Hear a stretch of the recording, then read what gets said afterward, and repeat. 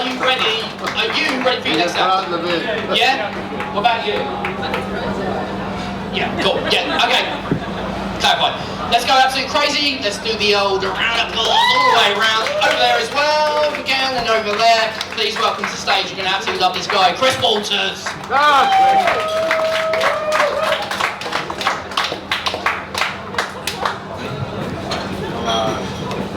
G'day, Hop Pickle. Hey, you guys having a good day today?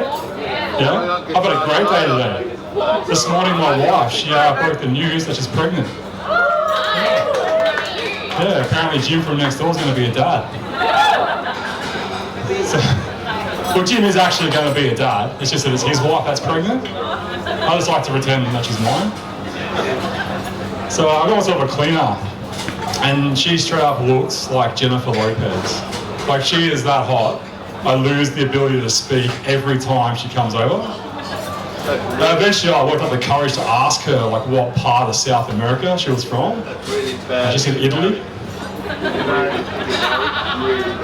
I do have a thing for foreign girls. Like, I've been dating a very lovely Thai girl for a few months. And no, Rob, I didn't meet her in a ping pong bar in Bangkok, alright? It was over in Spring Hill. I do study the Thai language, check this out. Pong put pasar Thai Dai did noi krap. Pretty good. That's Thai for I can't speak much Thai. I'll say that one a lot. She's actually a veterinarian. She was trying to explain the tonal difference between the word dog, which is ma, and horse, which is ma. Confusing, huh? I did accidentally hit her up that night for horsey style. No. Right after I tried to brag, because I was hung like a dog. Her name is Shamai Porn. I just call her Shamai. Shamai Porn is what I call our horsey style videos. She has actually heard these before, like, you know, she thinks they're funny. Her mum told her to kill me in my sleep. There's one more about her. She likes to refer to me sometimes as an all-in package, because I've got everything a Thai girl wants. Good sense of humour, Ken Cook, an Australian passport. We were talking about like the difference between brands, so the difference between Nike and Adidas. And I told her like they're both very good shoes. Just that Nike's better for running races and Adidas is better for running for the cops. Speaking of Adidas, I did a gig up in Bundaberg recently with Full Ball Comedy. And a guy comes to me after the show in his Adidas jacket and he goes, "Mate, why don't you tell any dick jokes?" I said, "Mate, I don't do dick jokes.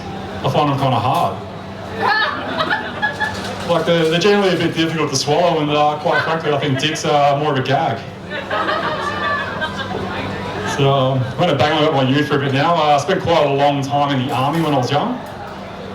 Being in the army is kind of like having an untreatable STI.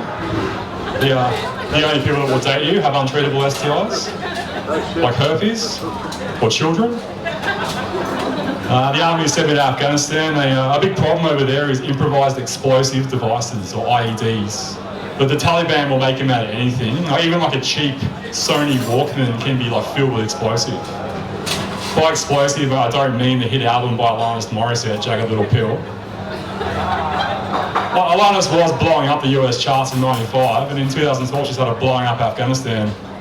If you were killed by an Alanis Morissette IED, I think that might have just happened in there. If you were killed by an Alanis Morissette IED, well, you ought to know that she's here to remind you of the mess you left when you went away. Sorry. I couldn't believe it when the lyrics to my all-time favourite song could be used to describe getting blown apart. I was like, wow, isn't it ironic? I also got sent to Iraq to train the Iraqi army.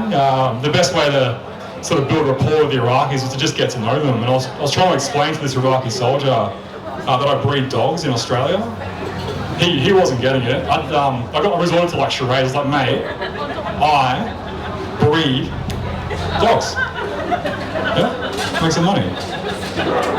He found this hilarious. I had to get the interpreter. And I said, "Hey, Fazar, what's so funny about dog breeding, mate?" And Fazar goes, "Oh, Corporal, I think he thinks you said you're dog fucking." for cash. Australia's reputation in the international community definitely took a hit that day. There were a few cultural differences, like it's very common for the Iraqi men to like greet each other with a kiss. I was cool with that, until one day there's like this big Iraqi sergeant came bounding up, planted a big kiss right on my face. Was not the least bit prepared for this, did not handle it well. In hindsight, I probably shouldn't have tried to jam my tongue down his throat. It was a good experience though. They got to work with soldiers from all sorts of countries. Like I actually got into a fight with a guy from the Spanish Special Forces. I'm not gonna lie, he kicked the shit out of me. And then he woke up from his siesta. I'm not in the army anymore. It has gotten quite progressive. Like they're now allowing women into roles that were previously only for men, which is great. You know, it's good progress. But I do gotta wonder, like every single girl I've ever dated has had trouble making decisions such as where they want to eat for dinner. And now they want to put them into combat leadership. Like imagine you're in a firefight and you ask the section commander what direction she wants to attack. And she goes, I don't know, you choose. And you're like, oh, well there's some dead ground concealment to the left, should we do a flanking attack? And she'll be like, oh, fine, do what you want. Yeah, that's pretty good. I did 10 years off as infantry, now I'm a photographer. So I still have to shoot people, just now they appreciate it. And as a photographer, I can put my shoots on Instagram and people call that art. As a soldier, that was straight up war crimes. Anyway, that's enough out of me. You guys have been lovely. I've been Chris Walters. Welcome back, your MC, Mr. Stuart Fleming.